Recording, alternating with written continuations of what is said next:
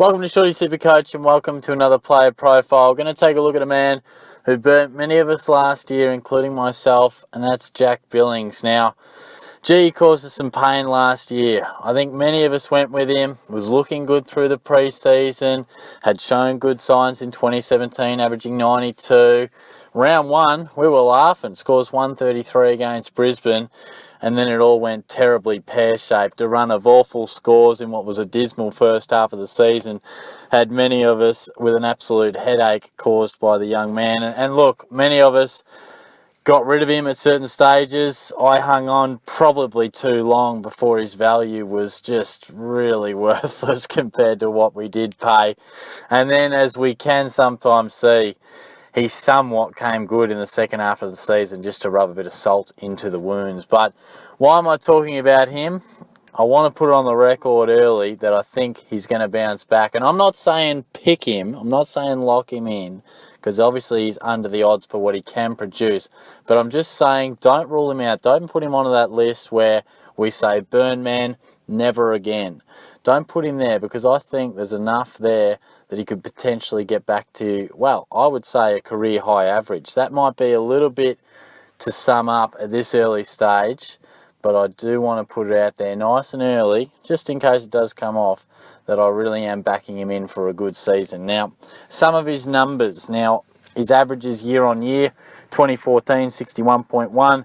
Then he had a nice little breakout, one of your mini breakouts to 84.3, 74.9. 2017 was the clear one, 92.7. And then last year, 80.6.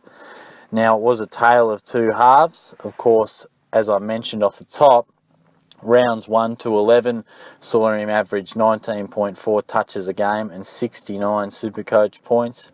Rounds 13 to 23 saw him up those numbers to 24.6 touches per game and 93.4 SuperCoach points, including 3 centuries, 3 scores in the 90s, 3 77s, and a 69 in the final round of the season. Now, in all of this, we did see him get dropped. That was met with a response of 54 touches in the VFL, which required an immediate return, and that kick-started some momentum through the season. Now, his numbers more in depth. He scored 4 tons for the season, 13 scores below 80 with a low score of 47, and he had an absolutely rough trot. I think it was around 3 or 4 for about a month, where he could barely get past 60. Really poor stuff. And he had 2 scores over 115, 133 and a 125 in rounds 17 and round 1. So he had some good scores in there, but overall it was a hugely disappointing season for Billings and extremely frustrating for those who started with him. And it is the toughest pill to swallow in SuperCoach when you pick a guy as a premium and it just ends up. It's very disappointing because you pay a lot of coin, you lose out because generally, well, you always lose money if they're averaging poorly, but generally we hold somewhat patiently because we've seen premiums turn around before, and that's why we pay that money, all that sort of jargon. Back them in because you spent all pre-season selecting these premiums. Don't throw them away after 2 games. But Billings is the worst case scenario when I think he was around 520k.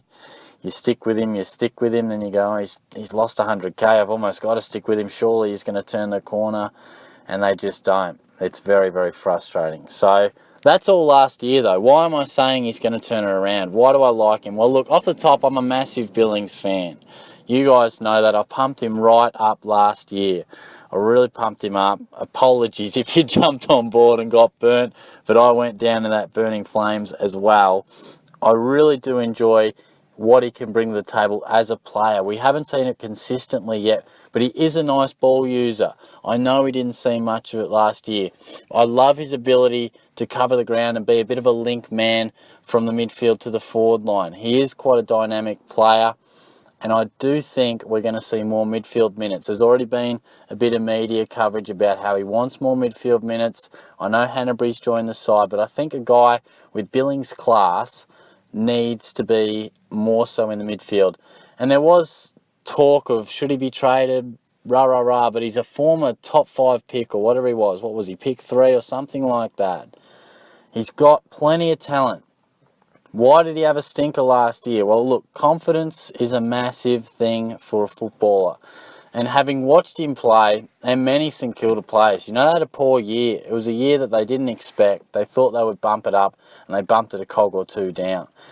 Billings just looked to be a man who was shot of confidence, doubting his game, and that is a very dangerous spiral. And it just led to him just not being influential at all. Even some of the numbers that he was racking up in terms of disposals, the impact just wasn't there at times. And I really do think with a good pre-season under his belt, get that confidence back. I'm sure his meeting with the coaches would have gone something along the lines of, look, Jack, we know you're a talented guy. We need you to fire up. We're going to back you in. Last year, write it off. Put it out of the mind. We'll learn from it, whatever we need to learn from, but you just can't focus on that now. They've got to move forward. They've got him on the list. There's no trades happening. So they really got to back in their former top 5 pick. I will be watching him very, very closely through the pre-season. He's 23 years old. He's played the 85 games. That is sort of your prime numbers for when players can take the next step. We've seen him play some very good football. And we've seen him play confident football where he's not afraid to take on the moment and take a dangerous kick and make it, or have a shot on goal and deliver. I know he's had his set shot problems, but I think more often than not, he's a pretty nice kick, particularly in the field. Now, a lot of people won't go near him ever again, and that's understandable. But after averaging 80.6 last year, he is well under the odds. Now, there's a lot of guys, as I touched on in my positional video the other day, you look at our forward line, there's a lot of guys who pick themselves and a lot of guys who are going to cost a lot of coin.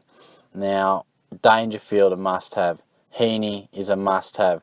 You look in the rucks, you're going to have to spend at least 700k on Gawn or Grundy for one spot. That's more than we've ever done in the rucks. I would say more often than not, our ruck one is 550 to 650k. So we're spending more there.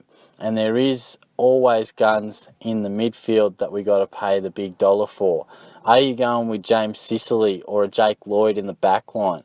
These are some top-end players that are going to cost you a lot of money.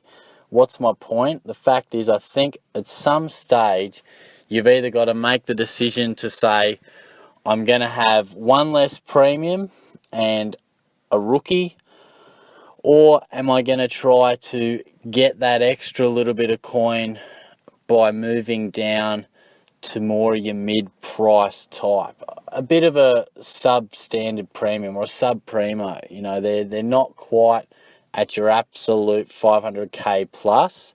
They're just below, but they're capable of going beyond it. A guy like Devon Smith, you like what they can do. Let's get a little bit of value and hopefully get a keeper. That's what we got in Smith. Can you get it with Billings this year? I'll be interested to see. Maybe a lot will be dependent on how St Kilda goes. I think he's the type of player who certainly benefits from a team that's up and going. That was my thought going into doing this research, and it was certainly backed up. St Kilda had the 4 wins that Billings played in last year, scores of 133, 99, 96 and 125. Very small sample size, but it is interesting. So, a bit of food for thought there. But look, I'll wrap it up there, guys. It is an interesting one to think about. I don't expect to get too much support with this one because it is a very risky pick. If you go with a guy like Billings, who's already burnt us once, you do put yourself out there for getting double the pain, and he is sort of sitting awkwardly. There are a few options, to be fair, in that forward line. Like I said, doing that position video, there were a lot of MF players that can be picked in the mid and the forward line who really offer a lot to think about. Off the top of my head, you got Walters, you got Tim Kelly who's come into the fray now. You've still got McLean, obviously Heaney, Dangerfield, Menegola's in there too. Robbie Gray was there. There's a lot to think about. But I do think somewhere across your team, something has to give with this initial squad. And as we always say, we endorse the guns and rookies strategy. try and avoid that mid-price unless it just looks fantastic. But mid-prices are very, very difficult to find a success. But maybe Billings can find his way back to the 2017 form and then some. And I think even if he just found that 2017 form, if he averaged 93 or 94, it's a solid pick. It's a successful pick. If he just continues to average somewhere in the 80s or loses form dramatically like last year, then we could be in some strife. But that's all part of the fun. There's a long way to go now. I tried to talk about some players that isn't going to be judgment on the pre-season and how they go there. But I just want to put Billings on the record as I've got a bit of faith. So let me know your thoughts. I hope you have a good new year. I'll be back pretty soon with some more player profiles and taking a look at some of the things that we are discussing in SuperCoach land at this early stage. But I'll be back soon. Cheers.